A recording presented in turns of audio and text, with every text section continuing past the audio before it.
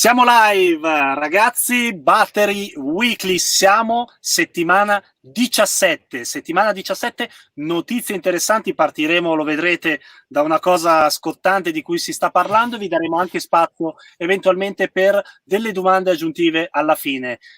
In Battery Weekly, come sempre, la squadra ormai rodata e sempre Buon carica. pomeriggio a tutti. Alan Pastorelli, Daniele Invernizzi, ciao! Ciao a tutti. Ciao a tutti. Ciao a tutti, buon pomeriggio. Notizie che noi pensavamo fossero poche o comunque in realtà ci sono delle chicche interessanti e quindi io direi che andiamo verso la partenza non prima della nostra sigla. Via!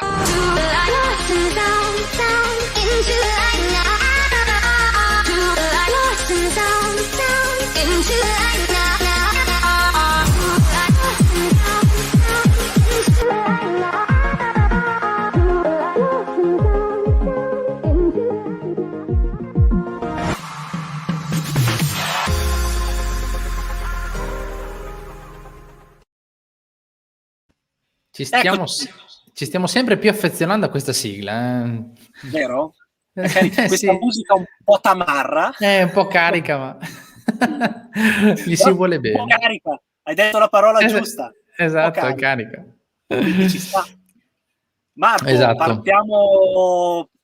Alan, siete pronti? Si parte per la nostra Battery Weekly. Allora, aggiungo subito lo stream dove vediamo delle ciminiere.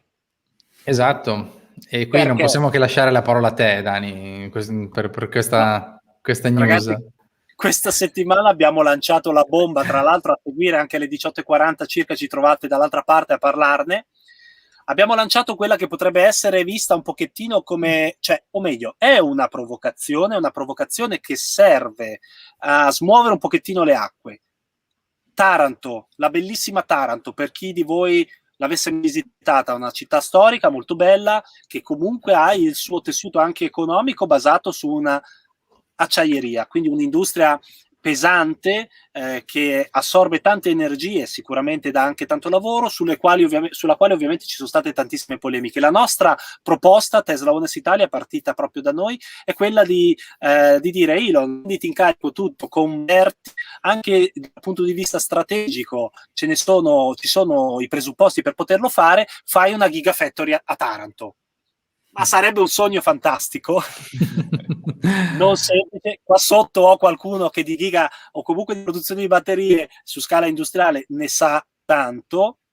Quello che ho ripetuto stamattina anche su LinkedIn è che questa provocazione serve anche a smuovere un pochettino le acque su quello che è il nuovo corso che deve avere l'industrializzazione, di un'industria che tiene conto di dove viene inserita e dell'impatto del tessuto anche urbano dove viene inserita, e soprattutto probabilmente anche del fatto importante che l'automotive sta richiedendo leggerezza dei materiali. In realtà quello che avremo nei prossimi anni, negli anni a venire, saranno macchine in fibre composite, in carbonio, in Kevlar, in tanti materiali probabilmente che piano piano andranno a sostituire alcune parti delle auto. Quindi se guardiamo anche solo il comparto automotive si tende ad alleggerire e quindi ad avere materiali diversi. Il ruolo dell'acciaio ci sarà sempre, sarà predominante ancora per tanti anni, però anche lì ci dovremo spostare verso un acciaio verde, no Marco? Sì, come in maniera più sostenibile.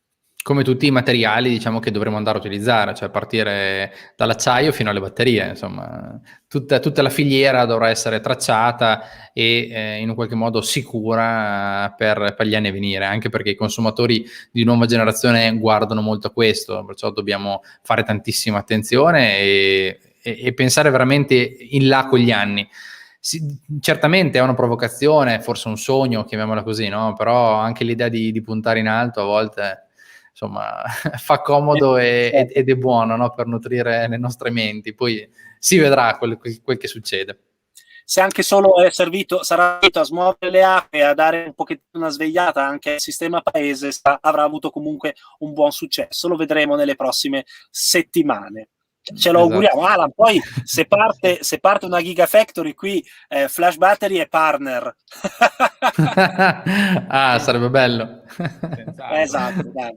Bene. Con Bene. questa bella Comunque provocazione fa partita, vedere ne parliamo alle 18:30. Faceva impressione in quell'articolo vedere comunque i numeri, si parlava di soldi in fondo, in termini di investimento, insomma sappiamo che l'Ilva per l'Italia è un nodo molto spinoso da tanti anni, però comparato con certe realtà alla fine diventa uno 0, qualcosa. Sì, Esatto.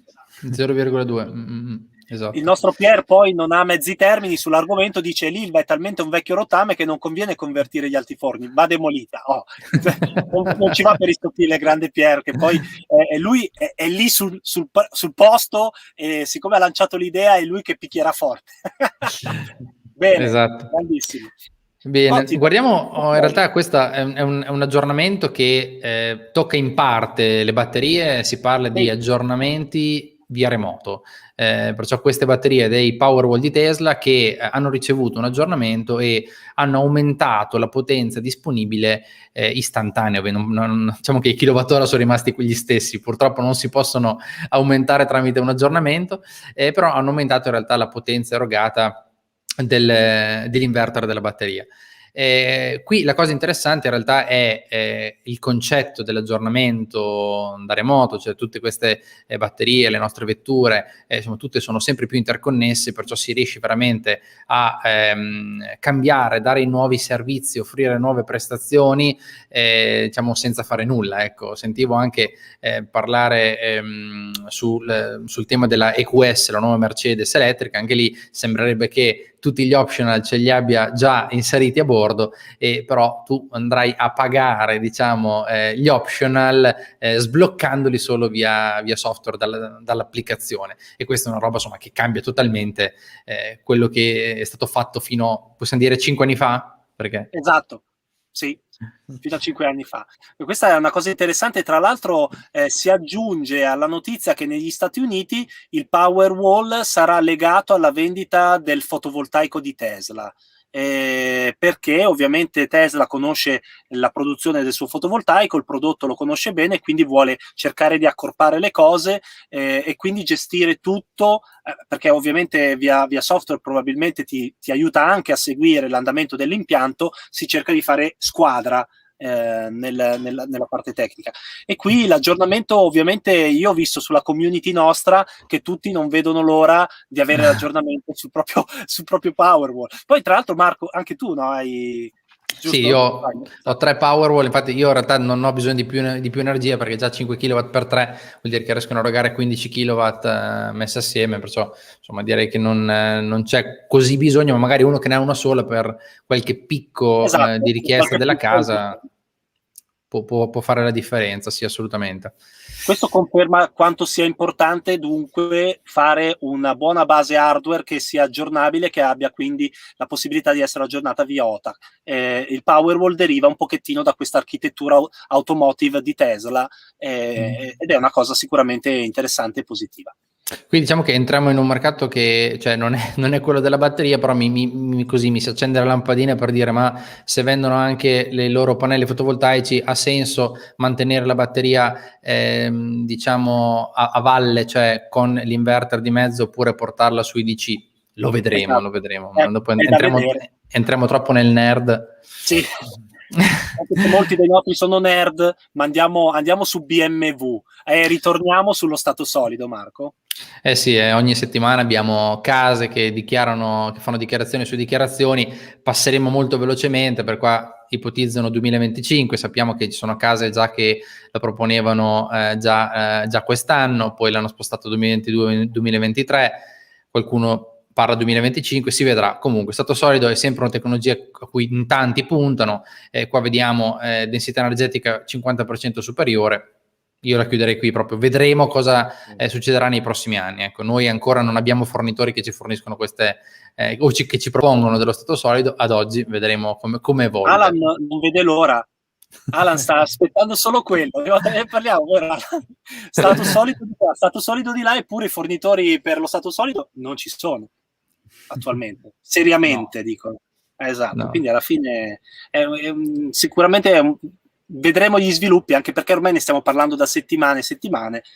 Ci interessa anche noi direttamente. Bene. Prossima news.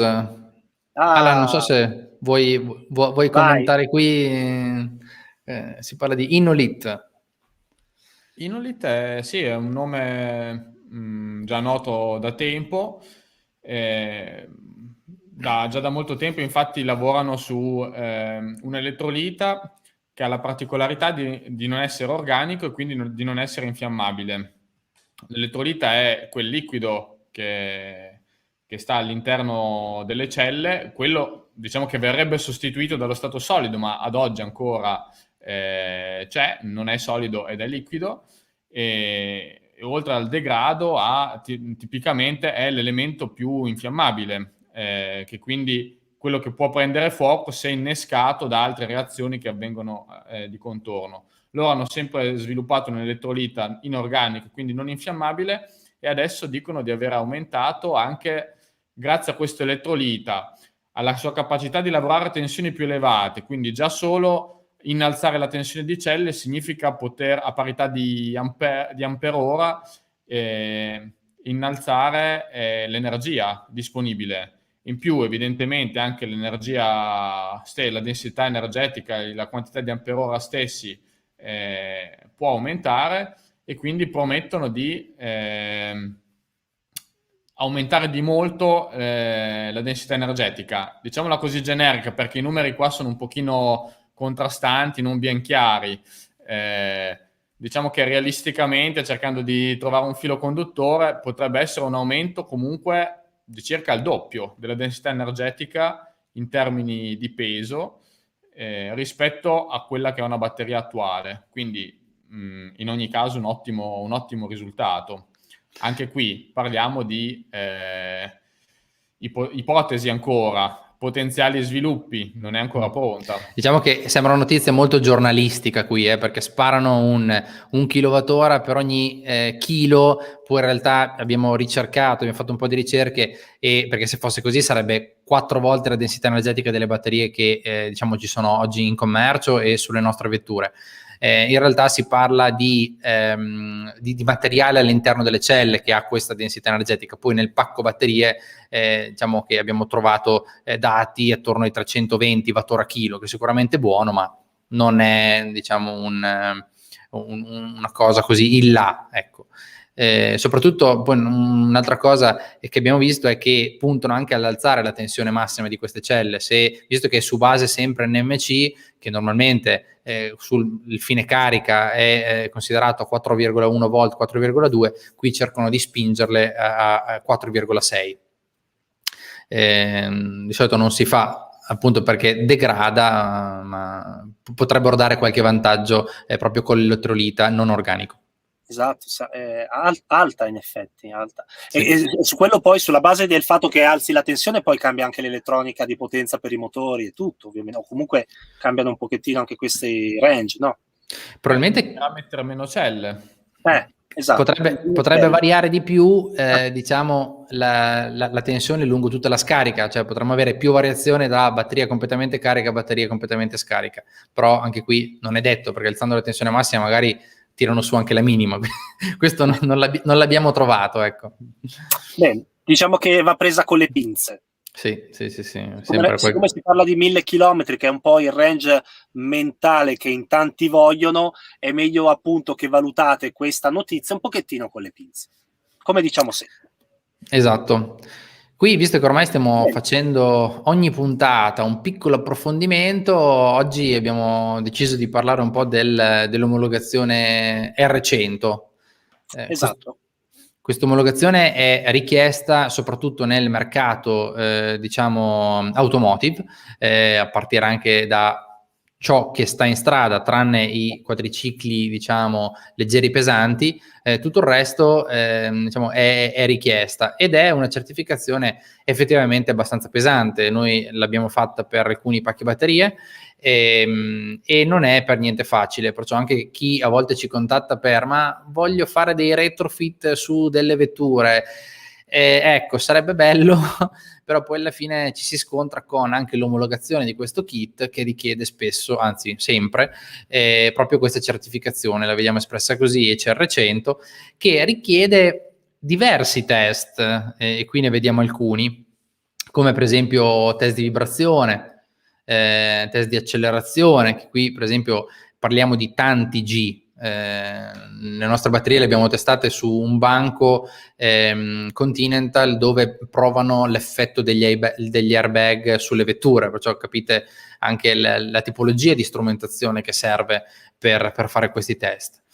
Test di schiacciamento per vedere appunto la resistenza alla compressione in caso di impatto. Stress termici, anche qui meno 40 più 60. Resistenza al fuoco, che adesso vi faccio vedere perché è uno di quegli aspetti, diciamo, più interessanti da vedere. Vedete questa torcia che vediamo qui? Adesso ve la faccio partire il video. Qui in mezzo vedete una sagoma nera, è la batteria, che viene messa proprio su questa, loro la chiamano proprio padella infuocata, sotto c'è del materiale, anzi del liquido infiammabile, e viene lasciata lì per Alan, mi ricordi quanti secondi rimane in questo stato? Te lo ricordi? 60-70 secondi ciascuna.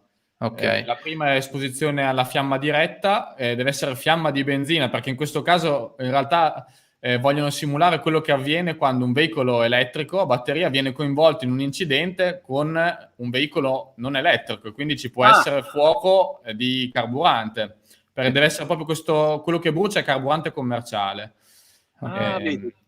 Poi si è visto prima che c'era una slitta che aspetta che la faccio vedere, aspetta che la troviamo, eccola qua. Perché il test si compone appunto di queste due fasi.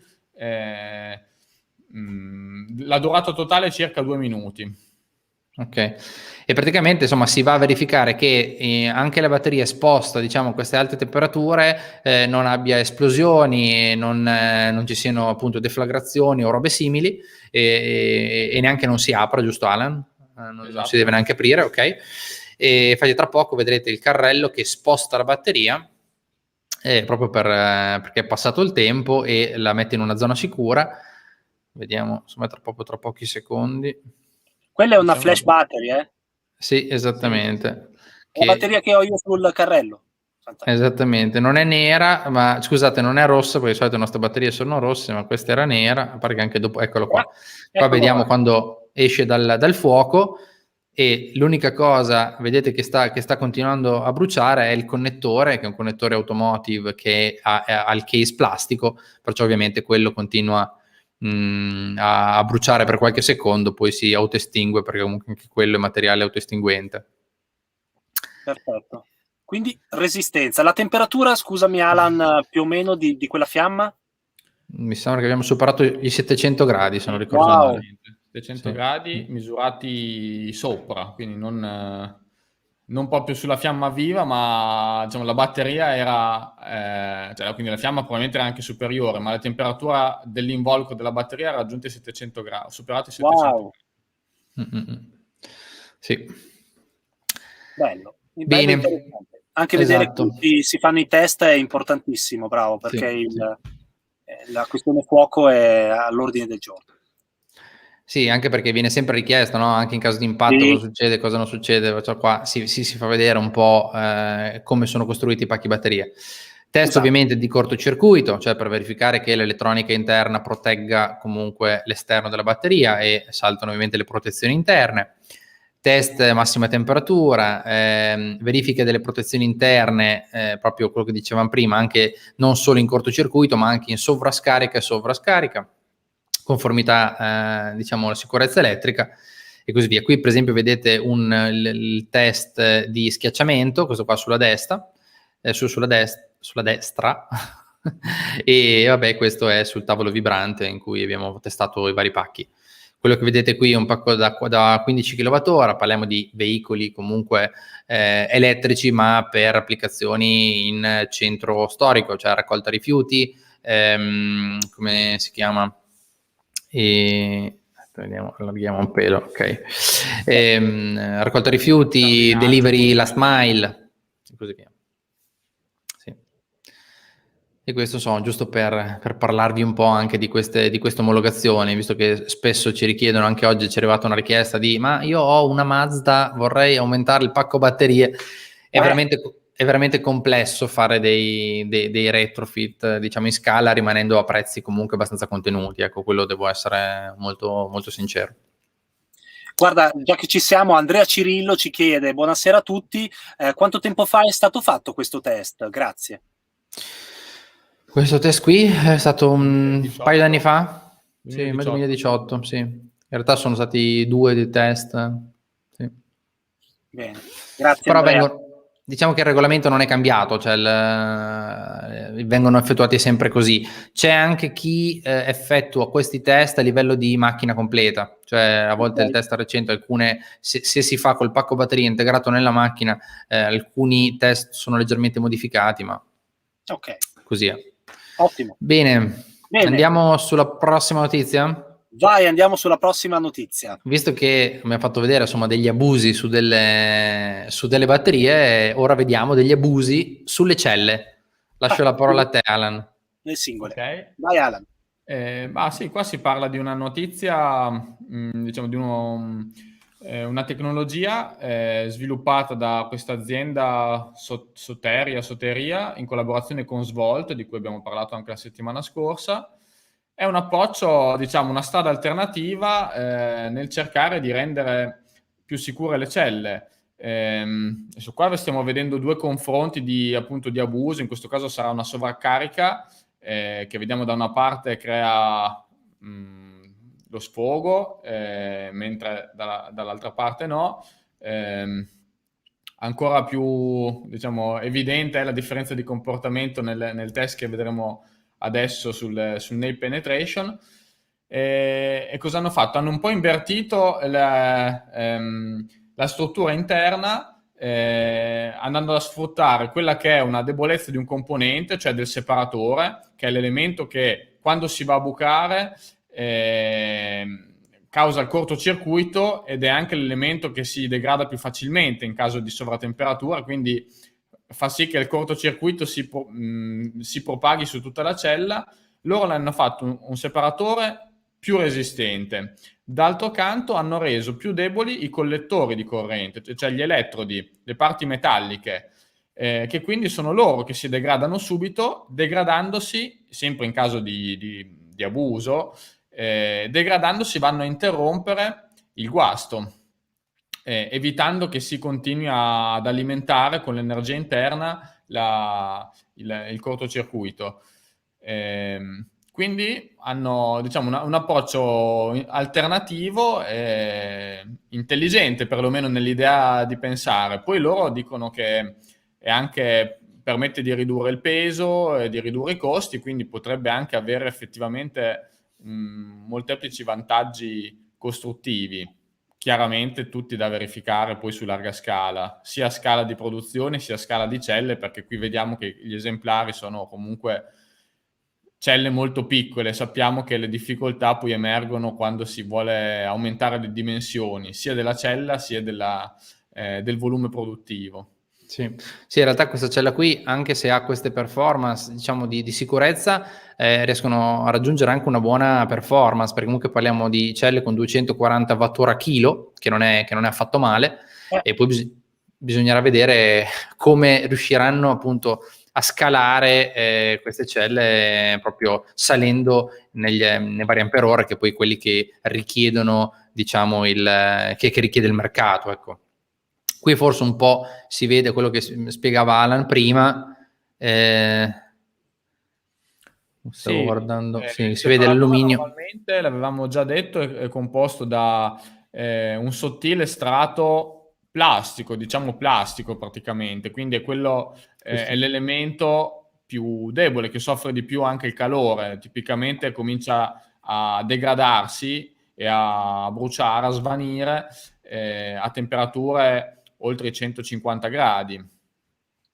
Esatto. D'altro canto invece di solito gli elettrodi sono fatti da fogli di alluminio e rame che resistono, non si degradano, possono portare elevatissime correnti e sopportano le alte temperature, sostenendo di fatto un cortocircuito anche prolungato. Con questa nuova tecnologia si invertono le parti, il separatore è più resistente, mentre i due elettrodi in caso di sovratemperatura si sfaldano, si sbriciolano, diciamo. È un'autoprotezione. Un'autoprotezione, sì. Beh, è geniale, molto interessante.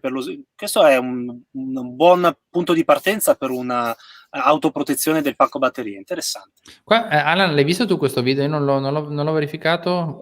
È interessante farlo vedere? Non l'ho visto sinceramente, ma ho letto Vediamo quello un che si mostra proprio la diversa infiammabilità dei separatori. È un diverso tipo di barbecue, esatto. È vero, guarda come sono estinti, proprio sono partiti, finiti completamente, quello di destra, esatto. Rimane, diciamo, non è a prova di fuoco, no, però la differenza è tanta. Il fatto che, ecco, non si vedeva perché non ci sono le prove di temperatura, ma i primi due che sono spariti così velocemente sicuramente hanno anche prodotto più energia, poi comunque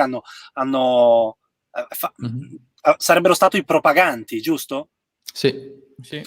Stavo guardando effettivamente qua che parlano sì, qua fino a 550 gradi. Ricordiamo che abbiamo parlato, diciamo, qualche settimana fa delle batterie di vetro, che poi era il separatore che doveva diventare di vetro, e il vantaggio del separatore di vetro era proprio che si potesse arrivare oltre 500 gradi senza avere una perdita di isolamento, e qua effettivamente siamo un po' in quelle aree. Sì. Va Qui bene. fanno vedere, diciamo, un beneficio collaterale, cioè il fatto che si impregna più nel video precedente, che si impregna più velocemente e quindi dovrebbe velocizzare anche la fase produttiva. Abbiamo già detto che dopo che viene riempito di elettrolita serve una settimana di aging per far sì che tutto si stabilizzi. In questo caso è molto più veloce anche, e quindi potrebbe velocizzare anche il processo produttivo a beneficio del costo.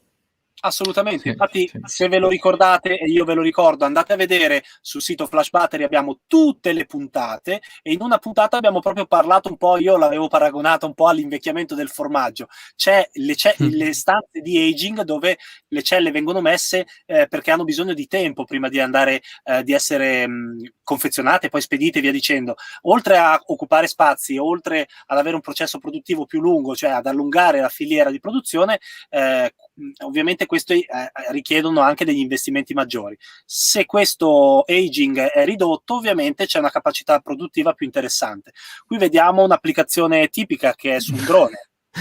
Sì, però hanno messo una cella perforata, proprio tipica no.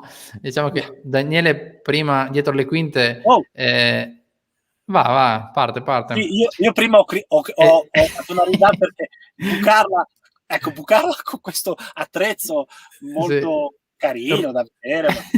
Guanti antincendio ci mancherebbe, quindi guanti a tenuta, però bucarla così fa un po' ridere, perché poi ho visto le vostre prove fatte con i sistemi robotici e qui vabbè, però dai. Diciamo che aiuta il fatto di avere, secondo me sembra quasi un'imbottigliatrice di un tempo, no? Quelle per mettere il tappo. Esatto. No, qui la cella ora è bucata, con dentro ancora la punta, sembra. Sì.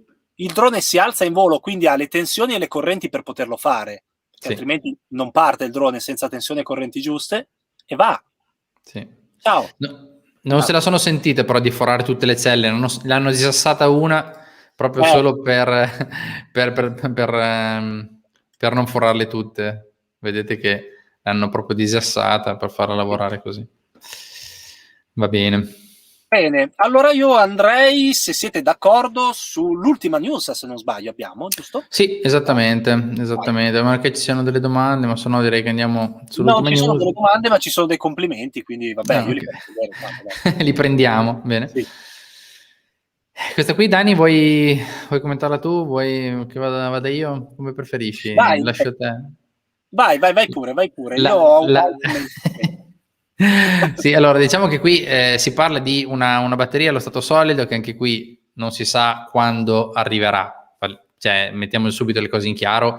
Di speciale cosa c'è? C'è in realtà l'aver realizzato una cella a stato solido con dimensioni superiore a quelle che ad oggi tutti gli altri hanno presentato, perché parliamo di una cella, vedete già sulle mani di questa persona, è un po' più grande delle altre, perciò è un 40 ampere-ora allo stato solido, che è sicuramente qualcosa di nuovo. Dietro questa cella ci sono un sacco di persone, diciamo, importanti per il mondo industriale, perché parliamo di tanti CEO, vedete, di aziende molto note come Panasonic, Daimler, Ford, eccetera, eccetera, e che però anche qui non si sa quando potrà arrivare sul mercato. Ci si chiede se effettivamente possa anticipare grandi colossi, insomma, che abbiamo già sentito dichiarare queste tipologie di batterie come QuantumScape, Volkswagen, Toyota, General Motors e chi ne ha più ne metta, ecco.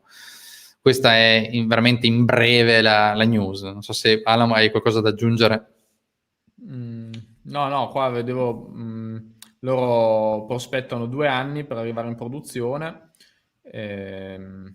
Quindi sì, diciamo, ammettono che non ce l'hanno pronta, però l'orizzonte temporale non è tanto avanti. Chissà, almeno sono onesti. Almeno a livello di dimensioni di cella sembrano un po' più avanti degli altri. Sì.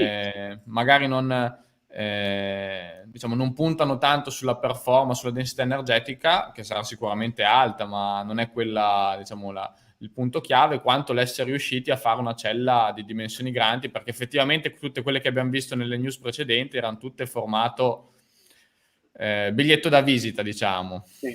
È vero, tutte le prove, le cose, le news che abbiamo visto sono sempre batterie piccole, qui è una bella push, bella grande. Sì, bene, sì. Direi che notizie ne abbiamo date? Sì, abbiamo già superato anche la nostra mezz'oretta. Grazie a tutti anche per i commenti, e a noi piacciono tanto anche i complimenti. Fili Pignatelli, spero che veramente sia concreta la possibilità per Taranto. Guarda, ne parliamo fra un po', ci vediamo. Comunque vedi, siamo qua a fare informazione sulle batterie. Commentiamo, e nelle puntate che trovate sul sito di Flash Battery abbiamo commentato le tante Gigafactory che si stanno prospettando nel mondo, quindi sicuramente anche interessante anche quello.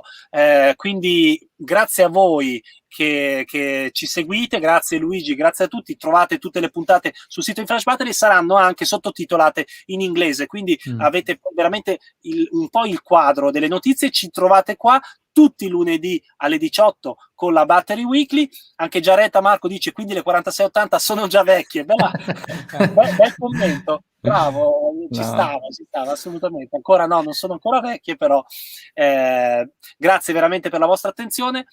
Marco, Alan, grazie a tutti, buona serata. Buona serata. E vi lasciamo con la nostra sigla.